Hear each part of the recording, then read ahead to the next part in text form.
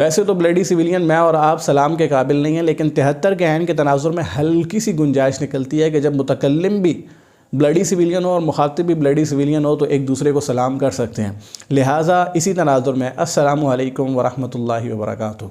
सबसे पहले तमाम तर बहनों और भाइयों को आज के इस व्लॉग में ढिंगी ज़ोरी खुश आमदीद कहते हैं। ब्लडी सिविलियन की खैरियत पूछना तो दूर, ब्लडी सिविलियन की खैरियत की उम्मीद रखना भी कानूनन जुर्म है। इसी वजह से मैं वीडियो में यूँ भी नहीं कह सकता कि उम्मीद है आप खैरियत और आफ़ियत के साथ होंगे। खैर जनाब, आज का व्लॉग शुरू करते हैं। आज के व्लॉग का उन्वान बड़ा ही खूबसूरत है। व्लॉग के उन्वान के तरफ जाने से पहले मैं एक दो तमहीदी बातें करना चाहूँगा।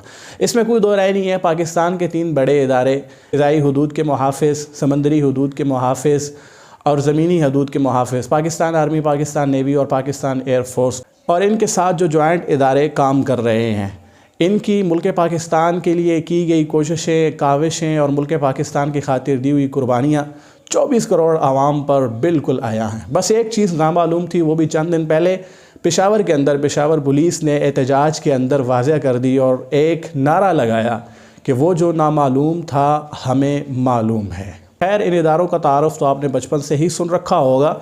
आज के इस व्लॉग का उन्वान इन इदारों के अफसर्स और अफसर्स की जो फैमिलीज़ हैं उनका अपने ही सब डिपार्टमेंट या फिर सिविल डिफेंस के डिपार्टमेंट्स या फिर हम सब ब्लडी सिविलियंस के साथ जो रवैया है उसको मैं यहाँ पर बयान करना चाहता हूँ। इसी तनाजुर में मैंने कुछ वाक़यात की पाइपलाइन बनाई है जो मैं आपके साथ शेयर करना चाहता हूँ, जिन वाक़यात से हम अंदाज़ा लगाएंगे इन अफसर्स या इन अफसर्स की फ़ैमिलीज़ का हम ब्लडी सिविलियंस के साथ कैसा रवैया और कैसा बर्ताव होता है। इस लिस्ट में सबसे पहले वाक़या है एबटाबाद का। एक दफ़ा का जिक्र है कि एबटाबाद मोटरवे एबटाबाद पुलिस ने किसी वीआईपी प्रोटोकॉल की वजह से बंद कर रखी थी। कतार के अंदर बहुत सारी गाड़ियां लगी हुई थी। एक गाड़ी आगे करीब आती है और आकर बैरियर से टकराती है। बैरियर को हटाकर आगे जाने की कोशिश करती है और वहाँ पर जो पुलिस वाला खड़ा होता है उसके साथ बदतमीज़ी करने की कोशिश करती है। पुलिस वाला कहता है ज़रा मैं करीब होकर देखूँ तो इसमें है कौन, तो उसके अंदर एक खातून होती है। पुलिस वाला उन्हें कहता है कि मैं अपने नायब सूबेदार को बुला के लाता हूँ, आप उनसे बात कर लीजिए। अभी पुलिस वाले के मुँह में ये अल्फाज होते हैं और वो उस गाड़ी के अंदर जो खातून बैठी होती है वो पुलिस वाले को क्या कहती है, वो आप अपने कानों से ज़रा सुने। नायब सूबेदार उनको बताया ना, सूबेदार की माँ की आँख, मैं सूबेदार की माँ की आँख, मैं कर्नल की बीवी के बच्चे की, अभी मैं जाती हूँ उसकी वर्दी उतारती। नाज़रीन, ये थी हमारी मुअज़्ज़ज़ा मुकर्रमा इज़्ज़त माब एक कर्नल साहब की बीवी, जिनका ताल्लुक़ एक आम पुलिस वाले से कुछ ऐसा था। कर्नल साहब की बीवी का तस्करा हो गया, अब किसी कर्नल के बेटे का तस्करा ना हो तो ये नामुनासिब होगा। चलें इस लिस्ट में आपको दूसरे वाक़े की तरफ लेकर जाता हूँ। इस लिस्ट में दूसरा वाक़या है इस्लामाबाद का। इस्लामाबाद में पीएफ अफसर के बेटे को पीएफ पुलिस ही रोक लेती है। पीएफ पुलिस जो कि सब डिपार्टमेंट है पाकिस्तान एयरफोर्स का, और जब वो उसको रोकती है और किसी मामले पर उसकी गाड़ी को साइड पर लगवाती है तो उसका पुलिस वाले के साथ क्या रवैया होता है या वो पुलिस वाले को क्या कहता है, ये आप ज़रा अपने कानों से सुनिएगा। आज अल्लाह की कसम तू खत्म है, मैं खुदा की कसम तेरे ख्वाबों में आऊंगा, तू देखी उतर के। ये बाबा इसने बैंक से मुझे मुक्के मारे इसने मेरी। यहाँ पर एक बात ऐड करना चाहूँगा कि वैसे आपस की बात है, उलमाए किराम फरमाते हैं कि अगर सूरह तारक पढ़ ली जाए और आयतुल कुर्सी पढ़कर खुद पर फूंक दी जाए और हज़रत उमर का नाम यहाँ पर दिल के ऊपर लिख दिया जाए तो शैतान ख्वाबों में नहीं आता।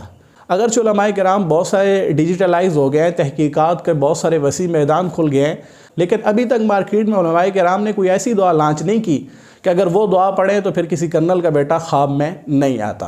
नाजरीन, ये था एक कर्नल के बेटे का हम ब्लडी सिविलियन के साथ सलूक। चले आए एक ऑन ड्यूटी डीएसपी के साथ एक नेवल अफसर की बहन का बर्ताव भी आपको दिखाता हूँ। हाल ही के वाक़या कराची के अंदर पीआईडीसी के मकाम पर एक डीएसपी ऑन ड्यूटी था और उसने एक गाड़ी को रोका। गाड़ी ने फैंसी नंबर प्लेट लगाई हुई थी और गैर कानूनी शीशे लगाए हुए थे। यकीनन रोकना भी बनता था। गाड़ी से एक खातून निकलती है और सफ़ेद रीश डीएसपी के चेहरे पर थप्पड़ मारती है और उससे गालियां देती है, जिसके मंजर आप स्क्रीन पर देख रहे होंगे। नाजरीन, ये थी एक नेवल अफसर की बहन और ये था एक नेवल अफसर की बहन का सलूक जो हम ब्लडी सिविलियन के साथ था। ये तो मैंने इन अफसर्स की फैमिली का सलूक आपके सामने रखा है। ये अफसर्स हमारे साथ क्या सलूक करते हैं या हमारे जो सिविल डिफेंस के डिपार्टमेंट्स हैं उनके साथ क्या सलूक करते हैं, हम सब ब्लडी सिविलियंस के साथ क्या सलूक करते हैं, वो तो आप अपने कानों से शायद सुनकर शर्मा जाएं। आपको लगता है मैं झूठ बोल रहा हूँ। चले मैं आपको एक झलक दिखाता हूँ। 2018 का वाक़या है। कर्नल साहब को एक ट्रैफिक वार्डन रोकते हैं। कर्नल साहब ट्रैफिक वार्डन को एक तो पिस्टल भी दिखाते हैं और दूसरे जो अल्फाज बोलते हैं वो भी ज़रा आप अपने कानों से सुन लें। माँ मेरे गन पे हाथ लगाया तो गोली गांड में से निकालूंगा। अब भी आप डबल माइंड हो रहे हैं तो चले यहाँ पर एक और वाक़या अर्ज़ कर देता हूँ। कराची हाक्स बे का वाक़या तो काफ़ी मशहूर था, जियो न्यूज़ पर भी आया था और सोशल मीडिया पर भी काफ़ी वायरल हुआ था। एक नेवल अफसर अपनी फैमिली के साथ हाक्स बे पे जाने की ज़िद कर रहा था, जबकि कराची पुलिस ने कोरोना वायरस की वजह से वहाँ पर बैरियर लगाए हुए थे और आवाम के लिए आगे जाना ममनू था। जब पुलिस वालों ने रोका तो जनाब उस नौजवान ने पीछे अपने कैंप से अपने नौजवान बुलाए और पुलिस वालों को कराची की सड़क पर सरेआम डंडों और क्लैशंस के बट से मारा। ये थे जनाब एक नेवल अफसर और ये था उनका सलूक कराची पुलिस के साथ।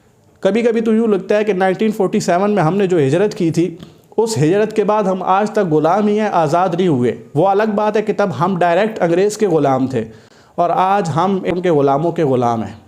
अच्छा, अब आप ये सोच रहे होंगे कि अगर इन्होंने ब्लडी सिविलियन के साथ ये सलूक किया है तो इनको कोई ना कोई सज़ा भी मिली होगी। जी बिल्कुल, अगर कोई सज़ा मिली है तो मुझे ज़रूर बताइएगा। और अब बहुत सारे नौजवान नीचे आकर कहेंगे कि black Vigo is on the way, और ब्लैक वीगो वाले आपका एड्रेस पूछ रहे थे। तो उन्हें एडवांस में बताना चाहता हूँ कि मुझसे गन पॉइंट पर यह व्लॉग बनवाया जा रहा है और मेरी फेसबुक आईडी का लॉगिन और पासकोड भी लिया जा चुका है। कुछ ही देर बाद हो सकता है ये व्लॉग मेरी आईडी पर अपलोड भी कर दिया जाए।